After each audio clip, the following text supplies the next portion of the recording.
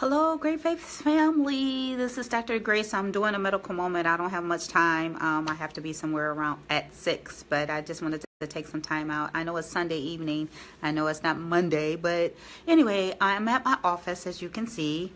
I'm asking myself, what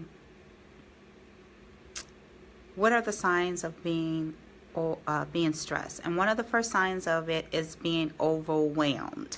And ask me how I know. Hey, Rosalind Rupert, thank you for joining on. I'm just doing a quick medical moment, and I'm just being a little bit transparent here.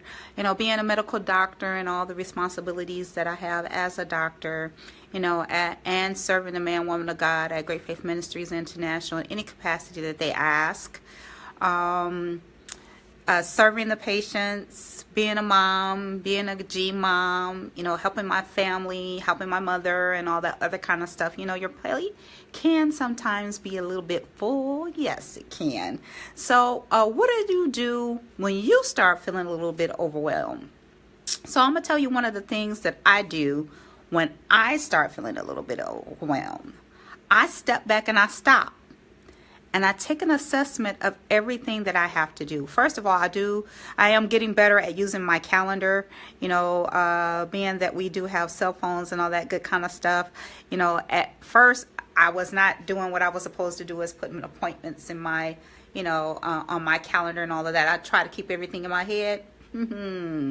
That can cause you to feel a little bit overwhelmed, and overwhelm is a first sign of stress. So please get all that stuff that you have in your head that you have to do, get it somewhere where you can actually look at it and make an assessment. And what is that assessment?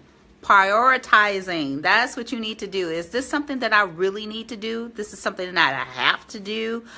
Is this something that is mandatory for me to do? And then what you do, you make priorities and put them in order of priority, always putting God first, of course. But at the same time, you know, sometimes I was sharing with somebody earlier today, I was like sharing them some responsibilities that have been thrust upon us as doctors as far as Medicare requirements and stuff, as time frames and all that other kind of stuff. Hey, Gwendolyn, thank you for joining. I appreciate you. And then they said, well, what can you do about it? I said, well, you know, after God, the government, who you gonna complain to about the government, right? That's a whole nother story. But anyway, make an assessment and say, hey, what is it that I really need to do? Now, be mindful of the fact, after you do your assessment, make a list of things that you have accomplished. Because sometimes, is it just me? Listen to this. Sometimes I feel like I'm on a treadmill on full, hey Chantel, I feel like I'm on a treadmill on full speed, and you know, a treadmill, you just in one place, you ain't going nowhere, out of breath, got to do this, you know, just that feeling. But notice this, I said it's a feeling. Yes, it's a feeling. Yes, it is. So you have to make an assessment and prioritize the things that you have to do, and then you need to keep a list and check off the things that you have accomplished.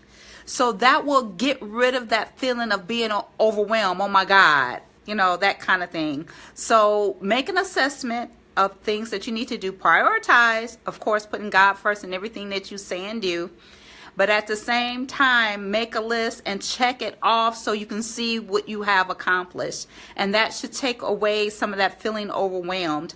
Another thing that get rid of that feeling of being overwhelmed, of course, is prayer, and of course is exercise. Because what winds up happening when you're feeling overwhelmed is you're feeling the release of those stress hormones. So you have to say, hey, hold up, let's wait a minute. You know, and then sometimes we feel like we're not doing enough. So keeping that list and checking it off will allow you to see what you're doing and the accomplishments that you're making and the headway that you're making. Now, guess what, guys? Sometimes you may go to bed at night and everything on that list may not have been checked off. but there's always tomorrow. So keep in mind that you are doing the best that you can do and prioritize, and don't let anyone pressure you or make you feel bad about something that you can't do when you know that you've already done the best that you can do. Okay? You know, a lot of people try to look into your life and assess the things that they have accomplished based upon your situation. Everybody's situation is not the same. Everyone doesn't have the team or especially if you're a new business just growing. You know, if you're a new business just growing, sometimes you're in a place where you got to do everything. So if you're at that place, understand that and don't feel bad about it, okay? Don't feel bad about it because the help is on its way. So, but at the same time, you still got to get the work done until the help show up. So don't let anybody feel bad make you feel bad, by this saying, oh, well, I can do this and I got to do that. And then sometimes those people that are saying that stuff to you have a whole team that is helping them. Yes. A big team that's helping them. So don't feel bad, okay? Please understand and don't feel. That's right. That's right. I've so needed this. Oh, yes, Chantel, because Chantel is business is growing, and she got, you have to understand, Chantel, sometimes we're going to drop the ball. Let's just talk about it. Let's just be real. Sometimes we're going to drop the ball. But guess what? Any ball that's dropped can be picked up. Yes, and you just keep on going. Now, another thing I want to keep in mind, and I'm going to let you guys go after this. You can't not hold on to past failures. Okay, and you have to look at as failures as a learning tool. Look at that and say, what can I learn from that situation? If you hold on to it, God may be trying to get something to you, and you can't get it because you're holding on to it. So the analogy that I use is like a football game. God is trying to pass you the football, but you holding on to a ball already. You can't run with two footballs. So could you please let that ball go so God could get the blessings to you that he needs to get to you so you can move forward and accomplish the things that God has designed and planned and purpose for you to do. And then another thing, I know I said one more thing, but I got one more. Seek God every morning, because most of us get up in the morning and spend our meditation and prayer time. You need to ask him, what are your plans for the day? And be quiet and listen and get that plan and that thing for the day. And then throughout the day, you need to ask him, hey, what do I need to be doing next? Because sometimes things change and things shift. So when they change and shift, you got to be able to change and shift with it, because your attitude determines your altitude. So even though things are shifting, please stay focused and don't let your attitude shift with the change. You hear what I'm saying?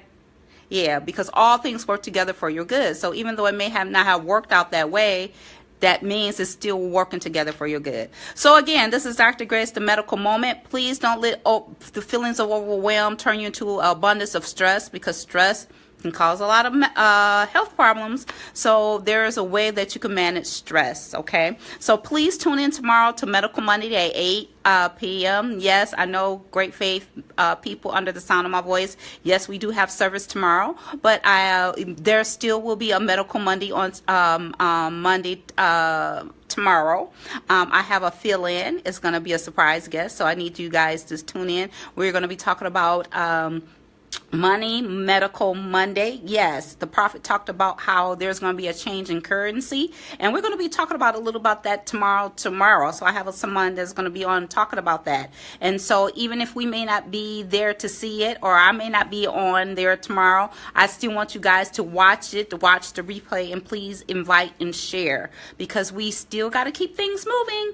I had no idea that the prophet was going to be in tomorrow. That's what I was saying. Even though things may shift and change, God will have a backup plan and put things in place, and God was watching my attitude. I was like, oh well, I got a plan, and I'm gonna still keep things moving. Hey Mazine, I appreciate you guys for tuning on. So this is Dr. Grace for the Medical Moment. I gotta get out of here because I'm going to Bishop Langston's crossing over ceremony tonight for their church or whatever. Along with a lot of other things that I'm trying to do.